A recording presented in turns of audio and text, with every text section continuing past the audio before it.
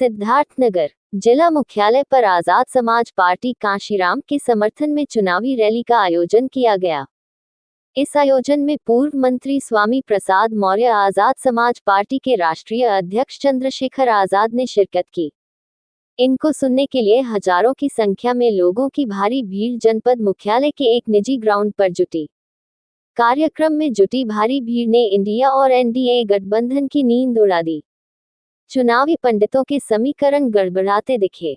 इस बीच भारी भीड़ को देखकर आजाद समाज पार्टी के उम्मीदवार पूर्व विधायक अमर सिंह चौधरी और उनके समर्थक भी जोश से भरे दिखे।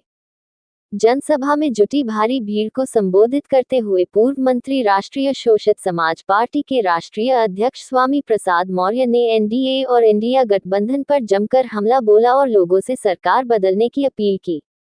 वहीं मंच से अपने संबोधन में आजाद समाज पार्टी के राष्ट्रीय अध्यक्ष चंद्रशेखर रावण ने भी कहा कि दलित पिछड़ों को अब तक हर पार्टियों ने सिर्फ वोट बैंक की तरह इस्तेमाल किया है। अब मौका आ गया है कि हम सभी अपने हक की लड़ाई खुद लड़े। दोनों ही नेताओं ने आजाद समाज पार्टी उम्मीदवार अमर सिंह चौधरी को वोट देकर भारी मतों से जीताने की अपील की। बाद में मीडिया से बात करते हुए पीडीए की बात करने वाले लोग हिस्सेदारी की बात जब आती है तो पीडीए को कहीं स्थान नहीं मिलता। सही मायने में एक कहावत है, जाके पैर न फटी बवाई ऊका जाने पीर। इस देश के दलितों, आदिवासियों, पिछड़ों के साथ, अल्पसंख्यकों के साथ जो भेदभाव हुआ है उसका एहसास वो नहीं कर सकते। उसका एहसास वही कर सकते हैं जो स्वयं में भुक्तभोगी हैं।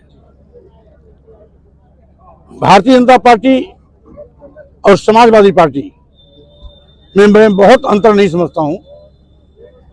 भारतीय जनता पार्टी अगर हार्ड हिंदू का कार्ड खेलती है तो समाजवादी पार्टी के नेता अखिलेश यादव जी, जो सेकुलर होने की बात तो करते हैं लेकिन अपने पार्टी कार्यालय में शालिग्राम भगवान की पूजा करके ये साबित करते हैं कि हम सॉफ्ट हिंदू हैं। बात हार्ड हिंदू और सॉफ्ट हिंदू की जब चलेगी तो स्वाभाविक रूप से दलित, आदिवासी, पिछड़ा मारा जाएगा, पीटा जाएगा, उसका हक मारा जाएगा, उसकी हिस्सेदारी लूटी जाएगी।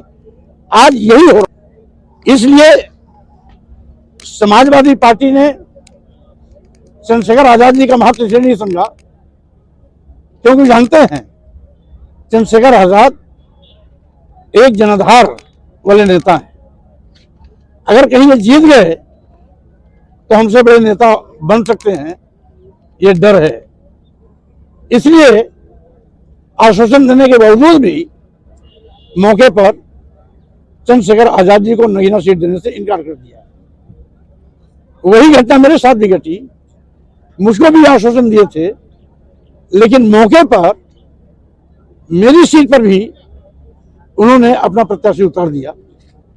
तो जिनको इस बात का भय है कि फला के सांसद बन जाने से ये हमसे बड़े नेता हो जाएंगे तो स्वाभाविक रूप से उनको अवसर ही न दिया जाए जिससे कि हमें डर न हो, ये सोच करके इस प्रकार का गंदा खेल उन्होंने खेल।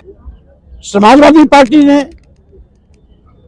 अगर हिस्सेदारी देने से मना कर दिया तो जनता अपने बलबूते पर हम लोगों को पार्लियामेंट में भेजने की तैयारी कर चुकी है और स्वाभाविक रूप से राजनीतिक पार्टियों के रोकने के बावजूद भी हम लोग पार्लियामेंट पहुंचेंगे, ये जनता की देन है। देखिए, वन मैन शो नहीं है भारत में कि एक आदमी के नाम पे पूरे देश में चुनाव। लोकतंत्र में 543 सूबे बनाए गए हैं पूरे भारत के अंदर। जनता जिस सीट पे जिस आदमी को महत्वपूर्ण मानती है, जिससे उम्मीद करती है, उसको वोट देगी। यहाँ लंबे समय से किसी भी पार्टी ने पिछड़े वर्ग के लोगों को मौका नहीं दिया और हमेशा बाहरी प्रत्याशी इनके ऊपर थोप दिया। जनता में बड़ी गुस्सा और निराशा है कि बाहरी प्रत्याशी थोप के दोनों दलों ने, जो स्थापित दल है, उन्होंने उनका मजाक उड़ाया है। इसलिए चौधरी अमर सिंह जी की मेहनत और भीम आर्मी आजाद समाज पार्टी के लोगों के संघर्ष की वजह से डुमरियागंज लोकसभा चौधरी अमर सिंह जी को केतली के निशान पर जिताने का काम करेगी, ऐसा हमारा विश्वास है। आज की भीड़ ने यही जो है संदेश पूरे क्षेत्र को दिया है। एक सवाल है, आप बड़ी खूबसूरती से टाल जा रहे हैं लेकिन इस चीज का आज प्लीज आप जवाब दे दें अगर जरूरत पड़ी समर्थन देने की, तो आपका जो अलायंस है वो किसको, जो भी आपकी सीटें आती हैं, आप किसको समर्थन? सीधी सी बात है कि भाजपा को तो नहीं देंगे, क्योंकि जिनसे संघर्ष है उनसे तो समझौता नहीं हो सकता है। तो बाकी फैसला पार्टी का फैसला है, हम भी पार्टी के वर्कर हैं, कुछ भी अपने मन से नहीं कर सकते हैं। मगर ये तो हमारी पार्टी गाइडलाइन में कि हम भाजपा के साथ नहीं जाएंगे। हम राजनीति से संन्यास ले सकते हैं लेकिन भाजपा के साथ नहीं जा सकते।